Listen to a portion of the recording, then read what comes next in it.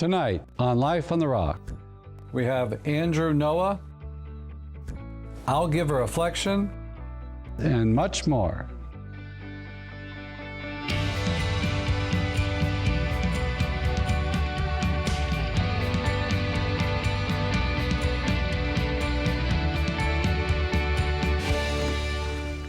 Tonight on Life on the Rock, we had the opportunity to speak with Andrew Noah, a focused missionary at Black Hills State University in South Dakota.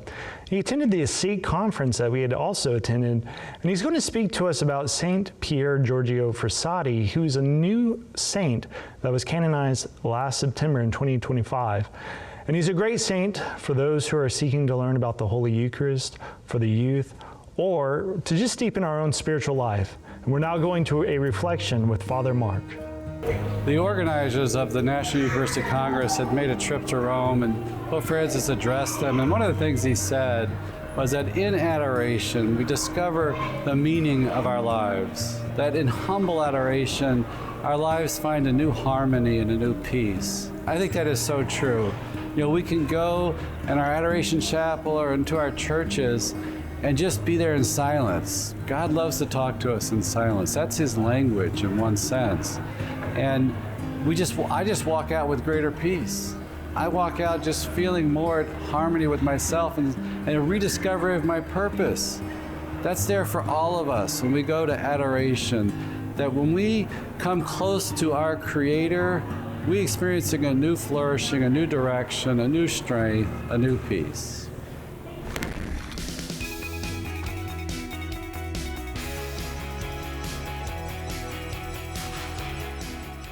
Well, Andrew, welcome to Life on the Rock. Thank you, Brother John. It's a pleasure to be here. Focused missionary at Black Hills State University. That's right, yes. I've never heard of that, but where is that located? Many haven't. It's located in a town called Spearfish, South Dakota, which a lot of people may have also never heard of. Yeah. But it's a beautiful town just on the north side of the Black Hills, on the far west side of South Dakota. Okay, and that's kind of where Mount Rushmore is? Yes, yes, exactly. If you think of the presidents there and the big rock face, that's right near where I live. Yeah, and you're a big fan of Saint Pier Giorgio Frassati. Yes, a huge very interesting. Fan. Yes, written some articles on him, mm-hmm. But he's always been very close to you since your days of confirmation. Correct. Yes. And can you tell us a little bit about your faith journey with Saint Pier Giorgio Frassati? Yes, no, of course, yeah, I'd be happy to. So when it was back in 2012 was when I was confirmed and received the sacrament, and I was going into that year, you always know, like, oh, I've got to pick a confirmation saint, right?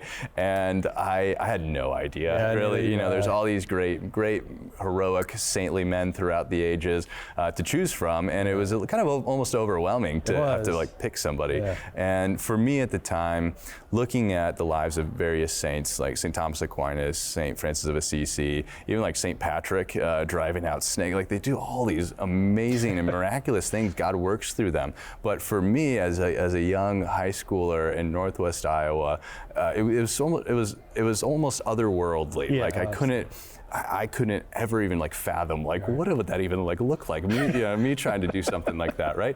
And so I remember I would occasionally go back and pick out Lighthouse Catholic puts out those CDs, brilliant CDs of different talks in the back of parishes all over the country, right?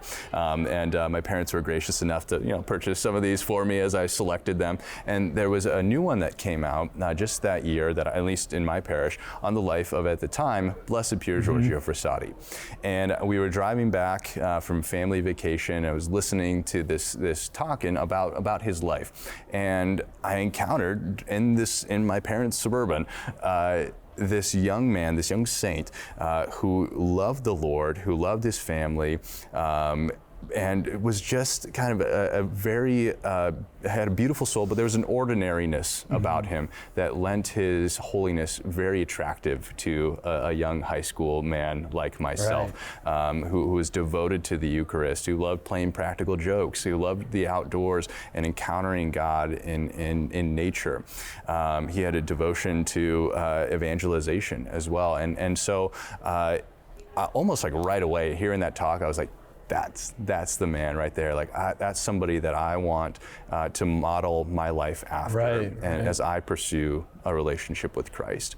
And so over the rest of my years, like in high school, I began going to a daily mass once a week just to try to, Pier Giorgio liked to go to mass as often as he could. Like, okay, I should start doing that. I got to college and started going to daily mass as often as my class schedule would allow, and then going to adoration once a week when we had it.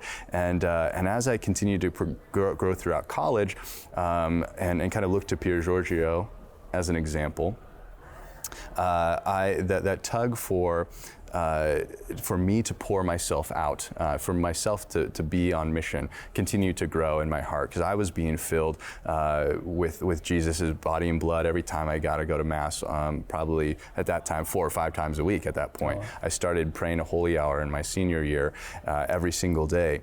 And but this desire to be on mission kept growing in my heart, because at that point I was leading a Bible study with some of my peers, and that was ultimately kind of that deeper calling, continuing to look at the life of Pier Giorgio, led me then to discern becoming a focused missionary, and decided to pursue that after college. And that's what I've been doing for the last Where did years. you go to school? I went to school at St. John's University in Minnesota, where I studied both theology and theater as a double major in my undergrad years. Yeah, like a unique combo. JP2 was a big hero of mine as well growing up, which Pier Giorgio Frassati was a big hero of JP2.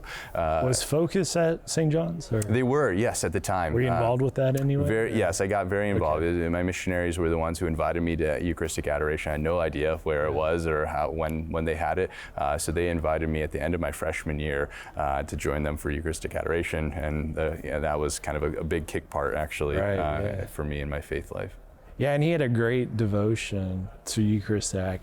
Eucharistic Adoration. He'd bring his friends. Oh my gosh, yes. Invite all, and yes. He's very well. Actually, this year with now Saint Pier Giorgio Frassati, I'm so used to calling him Blessed. I know. It's my brain hasn't been able to switch yet. And Carlo Acutis, but they're both patrons of the Eucharist, which I think is awesome. Mm-hmm. And you also had the opportunity to go to the canonization of both of the saints. Can you talk about that too? Yeah, it was honestly like the joy of my life and the highlight of my year this past year. I made it my mission in high school. I was like, if he ever gets canonized in my lifetime, I'm gonna go. Yeah. And when Pope Francis announced it the year prior, I was like, okay, I don't know how we're gonna do it, but we're gonna do it. And I was very grateful, because over the years I've had to travel a lot for Focus and different events, and I've stacked up a lot of airplane miles, and was able to use all my miles for basically a free trip over to Rome. So I used it all, and I brought one of a really close friend, a student of mine from Black Hills State, is in discipleship with me, and we both went over together and got to experience it. It was a very quick trip. We were there. We got in Friday. We had all day Saturday, canonization Sunday, left Monday. So it was a whirlwind. It was wild, but it was the most beautiful, most surreal time of my life. And that's an exhausting thing, because you were telling me, you got there at 4:30. I was there as well, and we got there at 5:30, thinking that was early, but that was late. Right. Yeah, 4:30 in the morning. We were in line, like ready to go for the 10 a.m. mass. We stand a lot. And yes, and no bathrooms anywhere inside. Right, so you see, especially once the sun comes up, it gets really hot. So I'm just like sipping water, like as I'm like sweating it. Although it was in September, it was warm. It was. It was quite the experience. It was, and getting to hear Pope Leo actually declare them, Saints Carlo Acutis and Saint Pier Giorgio Frassati. I was like, wow, this is real. Here it is, and I'm here standing, listening to the words as they're being spoken. It was beautiful. And Pope John Paul II, he always described him as the man of the Beatitudes, which is, I think, very interesting. Can you kind of elaborate on that? Yeah. So, I mean, I think looking at Pier Giorgio Frassati's life, so there's like, blessed are you, and sometimes translated to like, happy are you, right? Yeah. And without necessarily breaking down all of the Beatitudes, because I don't think I have them all perfectly memorized, to be perfectly honest. You look at the life of Pier Giorgio Frassati, and he was just always joyful. And you read about the people who knew him and wrote about him. Yeah. He was just so in love with the Lord, and his joy was just infectious to all people. And he struggled. There was a lot of moments in his life of great difficulties. Even at the end of his life, he suffered a lot, but he suffered with so much joy in his heart. And you could look at his life, the ways that he ministered to the poor, the ways that he loved his family, who was particularly his father, who was very, very far from the Lord at the time. But the way that he just loved them in such a beautiful and Christ-like way, I think, is one of many reasons, I'm sure, he's been referred to as the man of the Beatitudes. I think too, in one sense, he lived a hidden life. Yes, I don't think right. people realize what all he did until after his passing. Correct. Yeah. Yeah, everyone was shocked at the amount of people who came to his funeral. Because he was all the poor, the sick, who he was ministering to for years, that even his own parents had no idea that he was doing that. It was, you hear stories like him, I don't know, coming home from somewheres and, a bus comes up, he's going to get on the bus, but somebody needs a ticket, they don't have any money, and he gives his seat up and he ends up walking miles home. And I always kind of think of like, well, am I like that? Well, no. You're right, yeah. I have somewhere to be and people are counting on me and everything. Right.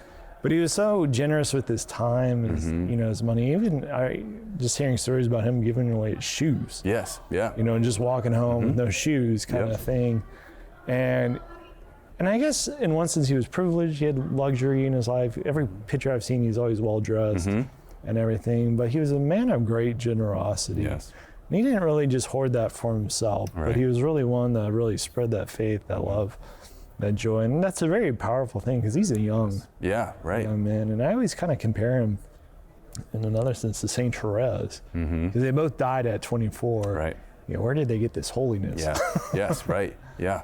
Yeah. And there's I'm glad you brought that up, because for several months actually this last year, I was praying with that and kept coming back to the same sort of threads between Pier Giorgio and Saint Therese of Lisieux, because Saint Pier Giorgio Frassati's whole motto is verso l'alto, right? To the heights of holiness, right? Setting our gaze on God and pursuing holiness, pursuing virtue, right? But in the writings of Saint Therese, right, she has that idea, but she asks, like, how do we ascend the mountain of God? Yeah. It's by going to the valley of humility, right? And so these were two things that almost seem kind of contradictory. She uses the elevator. Exactly, right, because we go down into the valley, and there's where God meets us in the valley of humility, and he's the one who brings us up, right? And so this idea of verso l'alto, to the heights, through the valley of humility, allowing God to bring us up to the heights of holiness, is something that I just through prayer kind of put together, and was the fruit of a lot of time of prayer for several months for me. And so, I'm glad you brought that up, because I think the two of them do complement each other very well. Well, there's a lot of saints that died at 24. Yes, the 24 Club. Saint Gabriel of Our Lady of Sorrows was another one. And it's remarkable that, the great sanctity was achieved at that age. Such a young age, beyond that now. I'm like, man, how do you get to that level? And there's something very supernatural about it. And I think you said it earlier, like, because we sometimes envision the saints growing up in just a holy and pious family and everything. Right. Now, maybe that's true in Saint Therese's case. Yeah, right. But you said earlier, like with Saint Pier Giorgio Frassati, his dad was, far away from the church. And my understanding is that he wasn't like anti-religious, but he just wasn't a mass goer. Right. Kind of Yeah. And so just even how that kind of affects somebody, it's just, there's a strange dynamic there with the family life. Right, because we're mimetic creatures, right? So we tend to imitate those around us. And so it's actually pretty profound that you have St. Pier Giorgio Frassati, this beautiful, holy man who's surrounded by, those who are relatively lukewarm, right? And so, especially within his family life. And so it is pretty remarkable people and a particular grace, that I'm sure the Lord bestowed upon him. And he did surround himself. I'm sure he was aware of that, because he did surround himself with great and holy priests, holy men, and friends around him who were in pursuit of the Lord, because he recognized that fellowship is important. And I think there's something similar with Carlo Acutis. Oh, yes, absolutely. That his parents weren't really, they were Catholic, but just kind of doing whatever, and he was influenced by his nanny, his Polish nanny. No, absolutely. I was taking over to churches at a young age and everything. And but I also wanted to know, what's been the experience been like for you as a Focus missionary? And how long have you been doing that? Yeah, so this is my 8th year with Focus. Okay. So you're committed.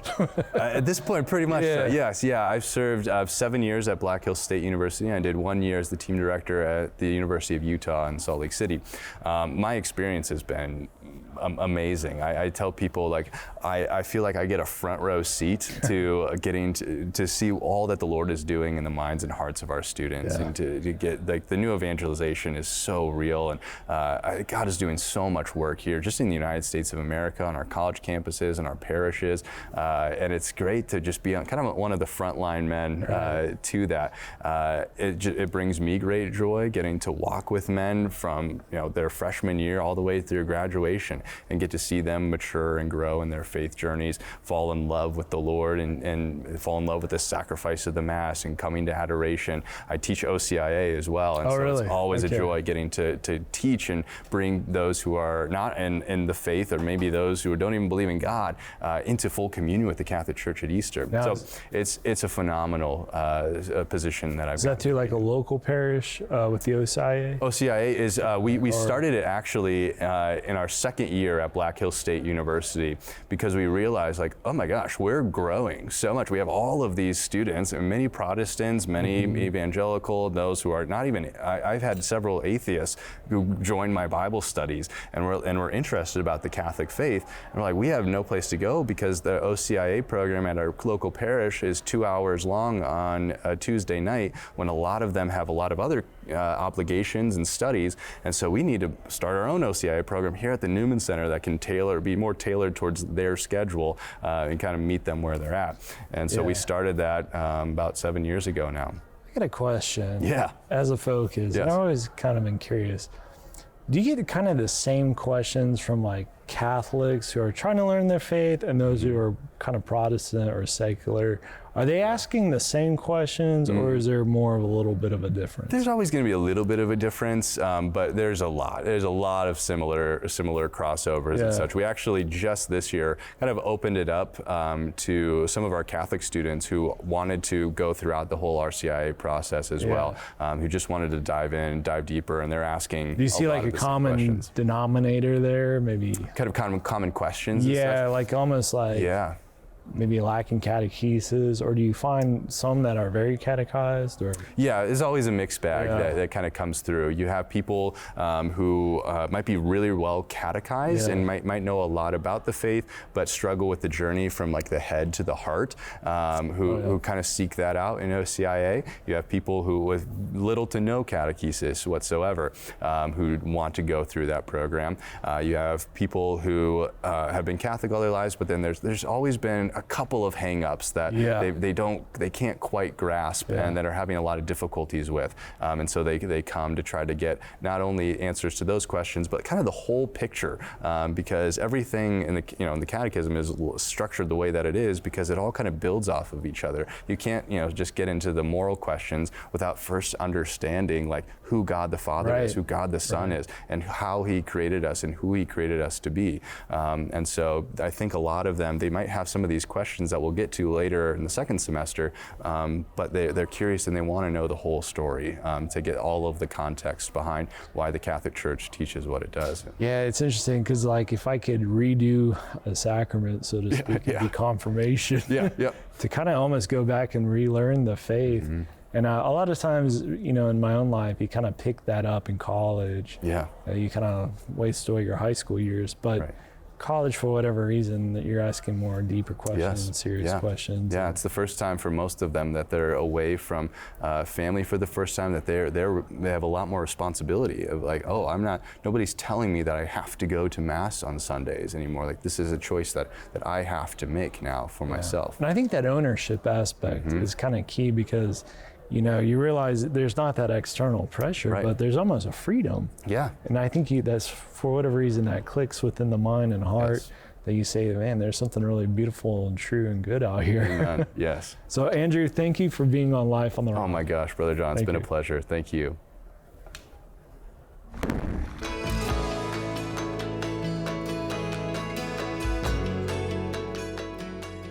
I enjoyed my interview with Andrew, and I thought he said something very touching, that he felt the call, the desire to go on mission. I think that's something that we can all pay attention to, about how God is calling us to go on mission. And in his case, he's going out and participating in Focus and reaching all those who are at the college level. You need a lot of discernment, encouragement, and a lot of moral guidance as well to walk the faith in that light. And then in many ways, this is an imitation of his own patron saint, Saint Pier Giorgio Frassati, who's a great patron for the youth in particular, but also for his Eucharistic adoration and devotion that he embodied so well. And Saint Frassati was a great example for the faith. And that's our challenge today, is be a good example in the faith. God bless.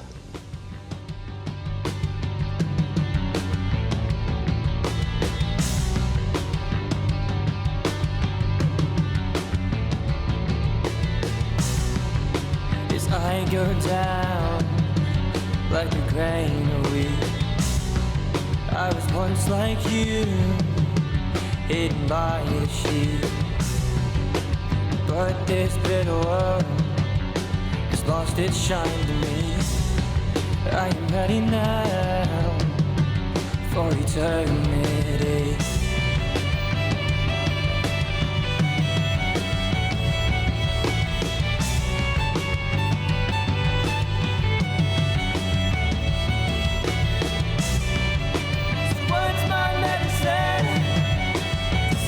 Purest light. If not this bitter bread, if not this blood of Christ, I am nourished now as I'm on my way to the wedding feast through this wild beast. So crush my bones in your teeth. Let these waves crash over me.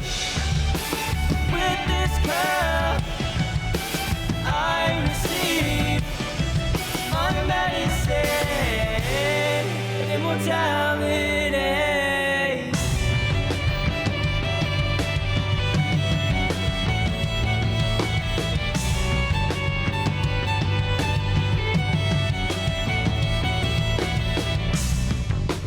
I want only now a flood of living wine, God's undying bread.